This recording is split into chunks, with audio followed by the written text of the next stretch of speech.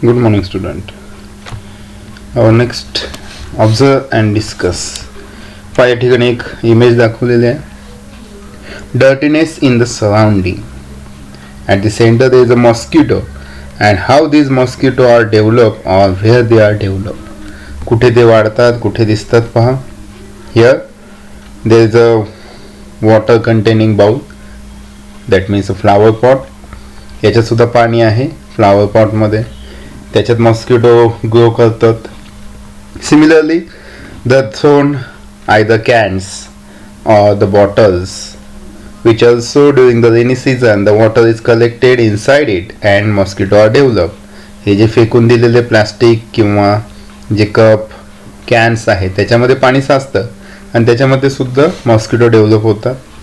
Next bucket. आपण जे काय पाणी भरण्यासाठी बकेट्स वापरतो त्या बकेटमध्ये आपण जे पाणी आहे ते उघड्यावर जर ठेवलेलं असेल, that mean it is not covered by any lid, ते ओपन ठेवलेलं असेल तर अशा वेळेस तिथे सुद्धा मॉस्किटो डेव्हलप होतात. Then use tyre. जे वापरलेले टायर्स वगैरे जे आहेत ते रस्त्याला पडलेले आहेत किंवा खराब झालेले भांडी वगैरे आहेत याच्यामध्ये सुद्धा पाणी साचून त्या ठिकाणी मॉस्किटो डेव्हलप होतात. And again there is a container, large container म्हणजे खराब झालेले पत्राचे टँक वगैरे जे आहेत त्यामध्ये पाणी साचून त्या ठिकाणी मॉस्किटो डेव्हलप होतात. At the same time on the like spirogyra म्हणजे शेवाळ वगैरे आलगी, शेवाळ आलेलं असतं त्याच्यामध्ये पाणी साचतं त्या ठिकाणी सुद्धा मॉस्किटो डेव्हलप होत असतात. So there is a question for you. Where do you see the waterlogged material shown in a picture? कुठे कुठे पाणी साठलेलं दिसतंय तर सगळीकडे आपण पाहिलंय. Which hazard do you anticipate with the help of picture?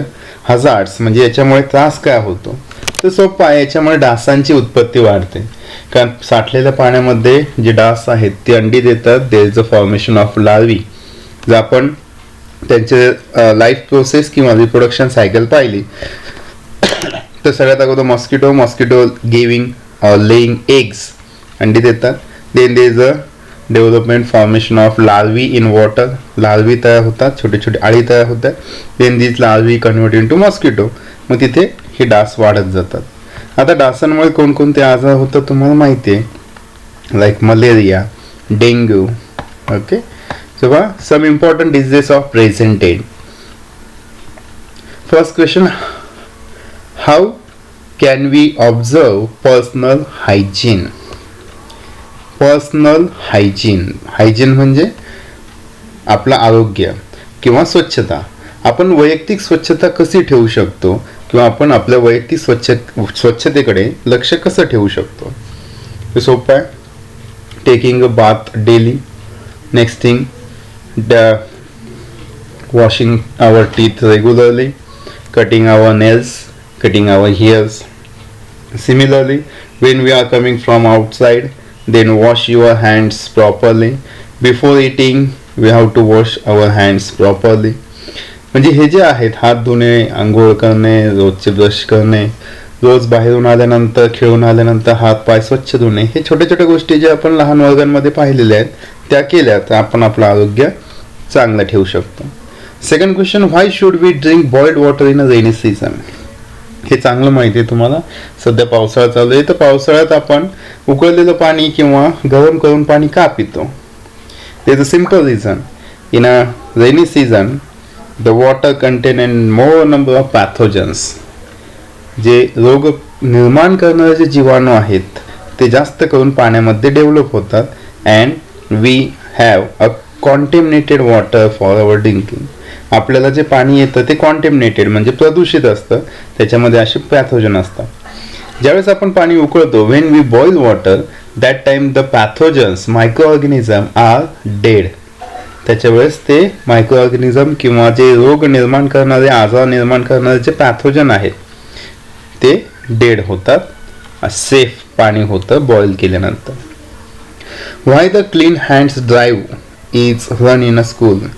बऱ्याचशा वेळेस आपण सुद्धा आपल्या शाळांमध्ये स्वच्छ हात किंवा स्वच्छ आणि सुंदर हात अशा पद्धतीचे प्रकल्प घेतलेले होते मागे सुद्धा. तर का तर केदही खेळून आल्यानंतर जेवण करण्या अगोदर आपण आपले हात स्वच्छ धुणं गरजेचं आहे. because number of pathogen, number of bacteria are developed on our hand, and when we are playing, when we are doing some activity in outside, there is a large number of bacteria present. They are come and collect over our hand. So when we eat, that bacteria goes in our stomach or in our body. मग हे शरीरात जाऊ नये म्हणून हात धुणं गरजेचं असतं. पहा, पहिला डिझीज आहे डेंग्यू. सगळ्यांना हा शब्द चांगला माहिती, dengue. Mosquitoes lay the eggs in waterlogged places and thereby their population increases. Mosquito ले म्हणजे देणे. lay the eggs अंडी देतात in waterlogged म्हणजे साठलेलं पाणी जे आहे ते त्या ठिकाणी हे अंडी देतात आणि त्या ठिकाणी त्यांचं पॉप्युलेशन म्हणजे त्यांची संख्या वाढत जात असते. Different species of mosquito, different species of mosquito spread different diseases. सगळे डास सारखेच आजार पसरवतात असं नाही. वेगवेगळे डास वेगवेगळ्या पद्धतीने हे निर्माण करत असतात किंवा वेगवेगळे डास हे वेगवेगळ्या पद्धतीने ते डिझीजेस स्प्रेड करत असतात. Dengue is spread by aedes aegypti. पहा, प्रोनाउन्सिएशन थोडं अवघड पण सोपं आहे. एडेस एजिप्टी हे डेंग्यू स्प्रेड करणारा डासाचं नाव आहे, एडेस एजिप्टी. मग हा जो आहे डेंग्यू हा या डासांमुळे होत असतो, नाव लक्षात ठेवा. This disease is cause by डेन14 virus belonging to the type flavivirus. आता फ्लेवी व्हायरस म्हणजे काय? अ ग्रुप ऑफ व्हायरस एकत्र किंवा खूप जास्त प्रमाणात एकत्र येऊन हे जे डिझीज आहे ते स्प्रेड करत असतात, त्याला फ्लेवी व्हायरस म्हणतात. मग हे जे फ्लेवी व्हायरस आहे डेन14 यामुळे हा डेंग्यू होत असतो आणि या डेंग्यूला स्प्रेड करण्याचं काम जो मॉस्किटो करतो त्याचं नाव आहे aedes aegypti. एडेस aegypti. Okay. And आता जर हे डास आहेत तर ते त्याच्यामुळे ते डेंग्यू झाला हे कशामुळे होतं आपण तर सिम्पटम्स किंवा लक्षणं कोणते आहेत तर पहा. फर्स्ट आहे acute fever and headache vomiting. Acute म्हणजे एकदम कमी प्रमाणात असं सौम्य असं ताप येणे. हेडॅक म्हणजे डोकेदुखी होणे, डोके दुखणे. अँड वॉमिटिंग उलटी होणे. Second, pains in eye socket is very prominent symptom. डेंग्यूसाठी हे सगळ्यात महत्त्वाचं आहे की सिम्पटम दिसतं की डोळ्याच्या भोवती आपले जे सॉकेट आहे म्हणजे ज्या ठिकाणी डोळा फिट केलेला आहे त्या ठिकाणी पेन होणं, दुखणं. Decrease in a platelet count that may lead to internal haemorrhage. Haemorrhage म्हणजे इंटरनल ब्लिडिंग. आतल्या आत शरीरामध्ये असलेल्या ज्या आपल्या ब्लड व्हेन्स आहेत त्या आपोआप फुटतात आणि त्याच्यातून ब्लड जे आहे ते शरीराच्या आत शावतं. हे घातक असतं आपल्यासाठी. आणि दुसरी गोष्ट प्लेटलेट डिक्रीज होतात. आता आपण हे ऐकतोच की डेंग्यू झालेल्या व्यक्तीला त्याच्या शरीरातल्या ज्या प्लेटलेट्स आहेत त्या कमी व्हायला सुरुवात होते आणि त्याच्यामुळे सुद्धा जी फॅटल पोझिशन किंवा डेथ ऑकरिंग होऊ शकतं, रिस्क असतं, जास्त प्रमाणात धोका असतो डेंग्यूचा. ठीक आहे. पहा पुढे. Observe the picture shown in a following and write description in the boxes. मग आता डेंग्यूपासून हे पण इथे दाखवलं आहे ॲडेस एजिप्टी. तर या डेंग्यूपासून बचाव कसा करायचा, how to prevent or how to cure from this aedes aegypti. नीट पहा डास कसं दिसते, डेंग्यूचा डास. तर एडेस एजिप्टी कसापासून तर फर्स्ट इथे दाखवलेलं आहे मॉस्किटो रिपेलंट. मॉस्किटो रिपेलंट म्हणजेच कॉईल दाखवलेली आहे आणि लिक्विडची बॉटल आहे. हे सगळ्यांना मॉस्किटो रिपेलंट म्हणजे इथं तुम्ही नाव टाकू शकता मॉस्किटो रिपेलंट. सेकंडमध्ये इथे दाखवलेलं आहे there is a spraying a mosquito killer or repellent म्हणजे डास मारण्यासाठी या ठिकाणी स्प्रे मारले जातात धुराचे ते. त्यानंतर इथे फिशेस दाखवलेले आहेत छोट्या छोट्या, त्यांचं नाव तुम्हाला माहिती आहे, they are guppy fishes. Guppy fishes किंवा गप्पी मासे हे एडेस एजिप्टी किंवा कोणत्याही डासांची जी लार्वी आहे त्यांना खातात. ओके. नेक्स्ट या ठिकाणी एक बॉय दाखवलेलं wearing a full sleeves clothes. इथे एक मुलगा आहे, त्याने पूर्ण कपडे घातलेले, संपूर्ण शरीराभर म्हणजेच कव्हर झालेले पूर्ण बॉडी, डास कमी प्रमाणात किंवा ओपन बॉडी असेल तर जास्त चावले जाणार. इथे क्लोज आहे, शरीर झाकलेलं आहे. मग इथे तुम्ही टाकू शकता wearing a complete or full clothes, संपूर्ण शरीरभर कपडे घालणे. Then there is a cooler is observe. आता कूलर आपण वापरतो, पण कूलरमध्ये पाणी टाकलेलं असतं, ते साफ करणं महत्त्वाचं आहे. So it is a important to clean a cooler, remove all water from the cooler. कारण पावसाळा झाला की लगेच उन्हाळा झाला की लगेच पावसाळा येतो, त्याच्यामुळे त्या कूलरमध्ये जर पाणी राहिलं नकळत तर तिथे सुद्धा डास तयार होतो. आणि इथे आपण जे पिण्यासाठी पाणी वापरतो ते कव्हर केलेलं आहे, that means covering a drinking water. त्याच्यावर लीड वगैरे झाकण वगैरे ठेवणं महत्त्वाचं आहे. इथे ते क्लोज कंटेनर दाखवलेले, म्हणजे पूर्ण बंद असे container. Close using a close container म्हणजे त्यामध्ये कोणत्याही प्रकारे ओपन राहणार नाही आणि डास डेव्हलप होणार नाही. ठीक आहे, नाव लिहा. ही प्रिकॉशनरी मेजरमेंट्स आहेत. नेक्स्ट, डू यू नो, हे महत्वाचं आहे, माहिती आहे का तुम्हाला?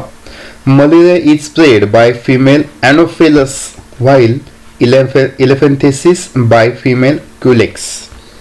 म्हणजे डासाचे जे मादी आहेत फिमेल, त्यांच्यापासून ॲनोफिलस ॲनोफिलस नावाचा जी मादी आहे डासाची, त्यांच्यापासून मलेरिया होतो. आणि क्युलेक्स नावाची जी फिमेल मॉस्किटो आहे त्याच्यापासून इलेफेंथेसिस होतो. इलेफेंथेसिस म्हणजे हत्ती रोग. आपण पाहतो पिक्चरमध्ये मागे सुद्धा की एखाद्या व्यक्तीचा एक पाय खूप मोठा होणं, हत्तीसारखा दिसतो, म्हणून त्याला हत्ती रोग किंवा इलेफेंथेसिस म्हणतात. आणि anopheles and aedes grow in a clean water. सगळ्यात महत्त्वाचा ॲनोफिलस म्हणजे मलेरिया ज्या डासापासून होतो तो ॲनोफिलस. आणि एडेज एजिप्टी म्हणजेच एडेज एजिप्टी हा डेंग्यू निर्माण करणारा डास आहे. हे दोन्हीही चांगल्या आणि स्वच्छ पाण्यावर वाढतात. While Culex in a dirty sewage water. Culex की ज्याच्यामुळे इलेफेंथेसिस होतो तो सांडपाणी, गढूळ पाण्यामध्ये तो डेव्हलप होत असतो. पहा मग सगळ्यात घातक जे आहे डेंग्यूचा जो डास आहे एडेज एजिप्टी, हा जो आहे तो स्वच्छ पाण्यावर डेव्हलप होत असतो. त्याच्यामुळे आपण वेळोवेळी म्हणत असतो की पावसाळ्यामध्ये किंवा शक्यतो करून आपण जे घरी वापरणार स्वच्छ पाणी आहे ते झाकून ठेवणं, ज्याच्यामुळे त्याच्यावर ते डेव्हलप होणार नाही. नेक्स्ट डिजीज जो आहे, जो आता सध्या आपण ऐकत असतो, तो आहे स्वाईन फ्लू.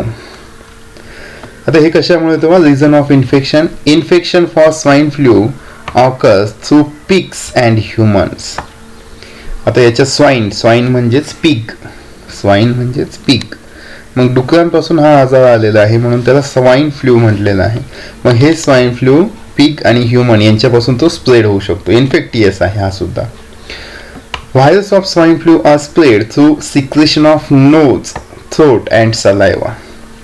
तर हे जे व्हायरस आहे, हा व्हायरस स्वाईन फ्लूचा ज्या व्यक्तीला त्या स्वाईन फ्लू झालेला आहे त्याच्या नाकातून, तोंडातून किंवा सलायवा म्हणजे लाळेतून, त्याच्यामुळे अशा व्यक्तीने ओपन ठिकाणी थुंकू नये, खोकू नये, शिंकू नये असं म्हटलं जातं. आता सुद्धा जो आलेला आहे करोना व्हायरस कोविड-19, हा सुद्धा असाच पद्धतीचा स्प्रेड होत असतो. त्याच्यामुळे गव्हर्नमेंटने रेग्युलरली सांगितलेलं आहे की मास्क वापरणं आणि शक्यतो करून काही झालं तर हात स्वच्छ धुणं. सिम्पटम्स फॉर स्वाईन फ्लूचे: डिफिकल्टी इन अ ब्रीदिंग, श्वास घेण्यासाठी त्रास होणं. Sore throat, body pains. Sore throat म्हणजे घशामध्ये खवखवणे, आवाज भरडा येणे, खराब येणे आणि बॉडी पेन, शरीरामध्ये जास्तीत जास्त त्रास होणे किंवा पेन होणं. आता डायग्नोसिस कसं केलं जातं बा swine फ्लूचं? For diagnosis of swine flu, liquid from throat of patient is sent in a laboratory. Diagnostic facilities are available in a National Institute of Virology, that is NIV, Pune, and National Institute of Communicable Disease, that is NICD, Delhi. आता swine फ्लूसाठी आपल्या घशामध्ये जो असलेला स्राव आहे, liquid from the throat म्हणजे घशामधलं liquid पेशंटचं घेतलं जातं आणि लॅबमध्ये पाठवलं जातं. आता तुम्हाला आठवलं असेल की करोना व्हायरसची सुद्धा टेस्ट अशीच आहे की करोना व्हायरसची टेस्ट सुद्धा करताना आपल्या घशातला स्राव घेतला जातो, that means the liquid from throat, आणि तो सुद्धा लॅबला पाठवला जातो ते सुद्धा करोना व्हायरसच आहे. स्वाईन फ्लू सुद्धा व्हायरसमुळेच होतो. First case of swine flu was reported in Mexico in 2009. Swine flu is caused by the virus influenza H1N1. Person who came in a contact with pigs can contract this disease. मग सगळ्यात अगोदर हा swine flu झाला मेक्सिकोमध्ये 2009 मध्ये. त्यानंतर या swine फ्लूच्या व्हायरसचं नाव आहे इन्फ्लुएन्झा ए H1N1. आणि जो पहिला व्यक्ती सापडला मेक्सिकोमध्ये त्याच्याकडे ॲक्च्युलीमध्ये ज्या पद्धतीने आपण गाई म्हशी असं जनावरे पाळतो तसं त्याच्याकडे किंवा बाहेरच्या देशांमध्ये डुकरी पाळले जातात. Pigs they used as a cattle. Pig जे आहेत ते स्वतःची जनावरे म्हणून सांभाळली जातात. मग त्या शेतकऱ्याकडे डुकरं होते आणि त्यांच्यापासून हा त्याला आलेला होता, म्हणून त्याला स्वाईन फ्लू नाव दिलेलं आहे. नेक्स्ट एड्स AIDS म्हणजेच ॲक्वायर्ड इम्युनोडिफिशियन्सी सिंड्रम.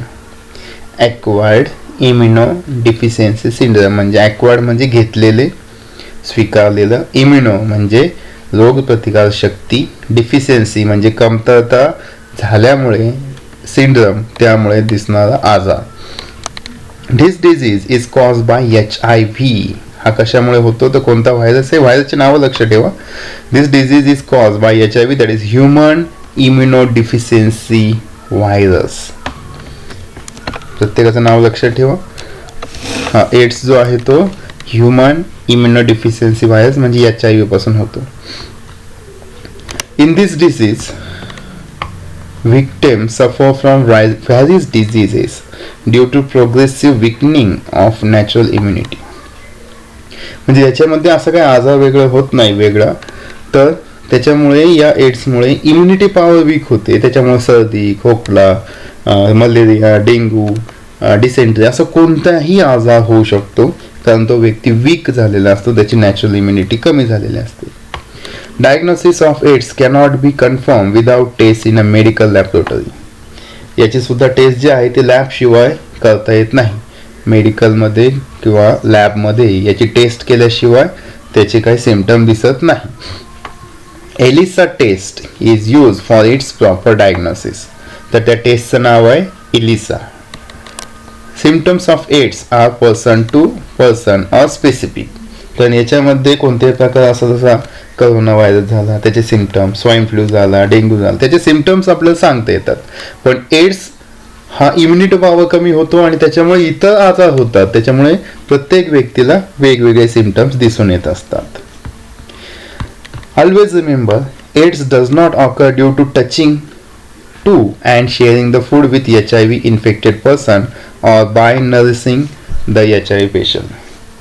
व HIV हा जसा swine flu, dengue person to person spread होतो हवेतून, खोकल्यामुळे वगैरे, तसं हा होत नाही स्पर्श केल्याने, त्याच्याबरोबर जेवल्याने, त्याचे कपडे वापरल्याने, असं काही होत नाही. Our behaviour with HIV infected person will be normal or be normal.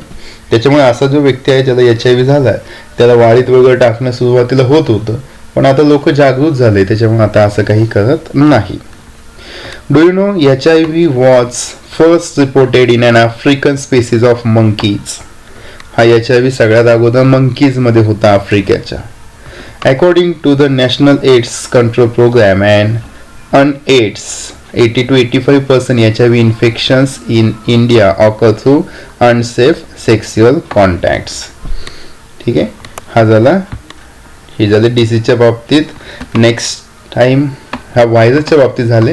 आता ॲनिमल पासून कोणकोणते डिसीज स्प्रेड होतात ते आपण नेक्स्ट व्हिडिओमध्ये पाहू.